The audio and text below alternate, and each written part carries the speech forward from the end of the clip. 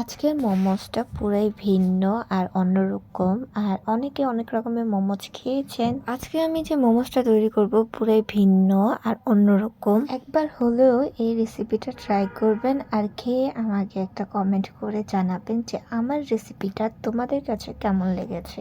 ফার্স্টে আমাদের cheese ball লাগবে, যেই চিপসটা আমি দেখিয়েছি সেটা লাগবে। তারপরে একটা বাটিতে চিকেনটা ম্যাশ করে নিবেন বা ব্লেন্ডারে বা পুতায় ছেঁচে নিবেন। তারপরে এখানে অ্যাড করবেন হলো পেঁয়াজ, কাঁচামরিচ, বাঁধাকপি, ফুলকপি আর হলো গাজর। তো গাজর আমার নাই, তো গাজরটা আমি অ্যাড করিনি। তোমাদের কাছে থাকলে তোমরা এটা অ্যাড করে দিবা। সবজিগুলো একদম মিহিন করা যাবে না, জাস্ট অল্প একটু মিহিন করে নিবা যাতে এরকম দেখা যায়। আমি যেভাবে করেছি তোমরা সেম এইভাবে করে নিবা। অ্যাড করবা গোলমরিচ, সয়া সস, একটু লবণ, টমেটো সস, বিট লবণ আর হলো ধনিয়ার গুঁড়া। সেটা অ্যাড করবা হলো একটু সয়াবিন তেল গরম করে দিয়ে দিবা। আর আদা রসুনটা দিতেই হবে। মোমোস বানানোর জন্য আগে আমি ময়দাটাকে রেডি করে রেখে দিয়েছি। তো তোমরা তো অবশ্যই জানো মোমোস বানানোর জন্য যে পুরটা বানাবো সেটা কিভাবে বানাতে হয়। ফার্স্টে তোমরা একটু ময়দা নিবা, তার সাথে অ্যাড করবা হলো হালকা সয়াবিন তেল। তারপর এটা সুন্দর মতন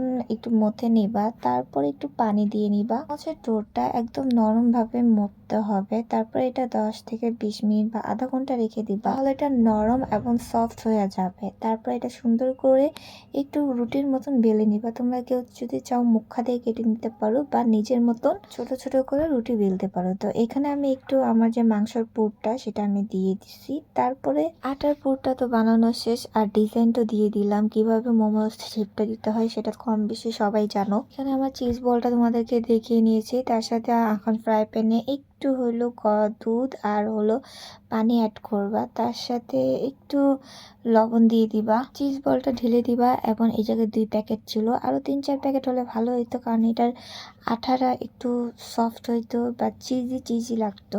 ঘনত্বটা একটু বেশি হবে, আর ঘনত্বটা বেশি হলে কিন্তু খেতেও ভালো লাগবে। তারপর অ্যাড করবে হলো টেস্টিং সল্ট বা স্বাদ মশলা, ম্যাজিক স্বাদ মশলা, এগুলো দিয়ে দিবা। আমি যে সসটা বানিয়েছি সেটা তো আমার বানানো শেষ। এখন যে মোমোজগুলো আমি ভাপ দিয়ে রেখে দিয়েছিলাম সেইগুলো এখন সব দিয়ে দিব।